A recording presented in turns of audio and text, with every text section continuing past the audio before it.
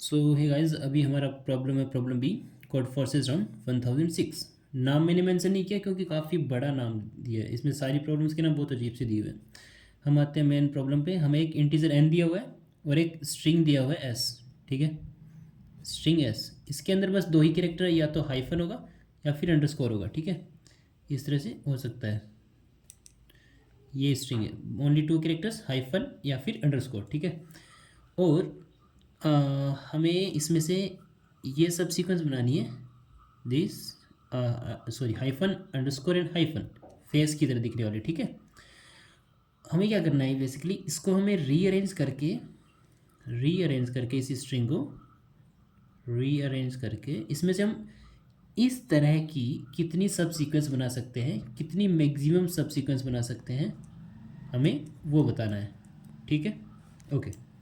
तो अब देखो, क्योंकि हमें तीन कैरेक्टर की सब सीक्वेंस बनानी है, तो यहाँ पे पहला कैरेक्टर, दूसरा कैरेक्टर और तीसरा कैरेक्टर। ठीक है, यहाँ पे मान लेते हैं हमारे पास ए नंबर ऑफ चॉइसेस है यहाँ पे पहला कैरेक्टर रखने की, और दूसरा कैरेक्टर रखने की बी नंबर ऑफ चॉइसेस है, और तीसरा कैरेक्टर रखने की सी नंबर ऑफ चॉइसेस है। ठीक है, तो टोटल चॉइस कितनी होगी, A multiply by B multiply by C.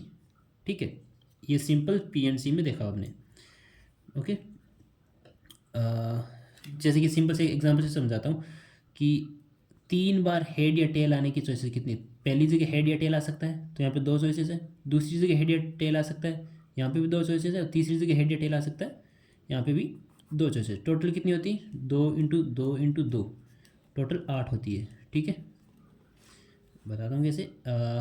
Head head head, tail tail tail, दो हेड एक टेल, HTH, फिर THH, और सिंपल TTH एंड THT और HTT।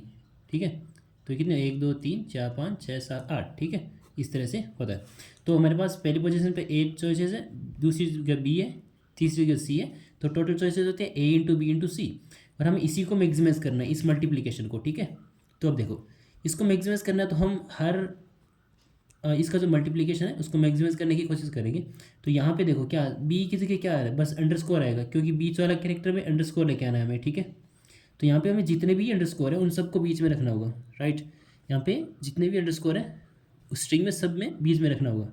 तो ये यहाँ पे जितने भी अंडरस्कोर होंगे इस स्ट्रिंग में, हमारी गिवन में, सबको हम बीच में रखेंगे, और कुछ हाइफन इधर रखेंगे, कुछ हाइफन इधर रखेंगे, ताकि बी में मैक्सिमम वैल्यू आए।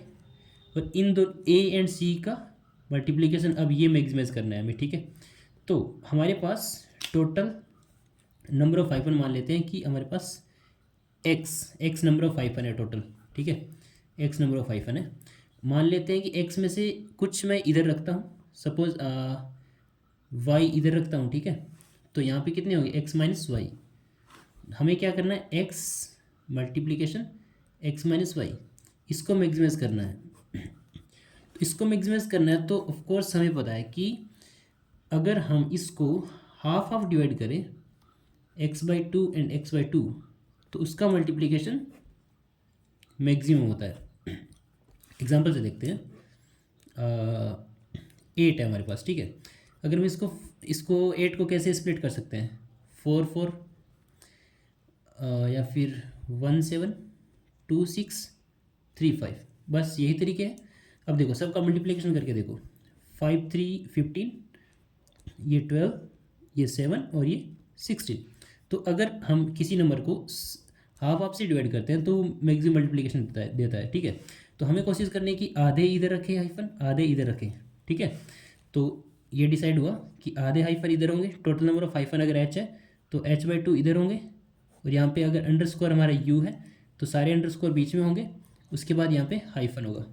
ये तो हुआ कि अगर even है तब। अगर even नहीं है तो यहाँ पे h/2 इधर आएगा, h/2 + 1 इधर आएगा। मान लो अगर हमारे पास 7 हाइफन है, ठीक है, तो 3 इधर रख देंगे और 4 इधर रख देंगे, और अंडरस्कोर हमारे मान लेते हैं 5 है, तो सारे अंडरस्कोर बीच में आ जाएंगे। तो हमारा टोटल आउटपुट क्या आएगा, 3 × 5 × 4, ये हमारा आउटपुट आएगा। ठीक है, समझ गए। तो अभी इसका कोड देख लेते हैं।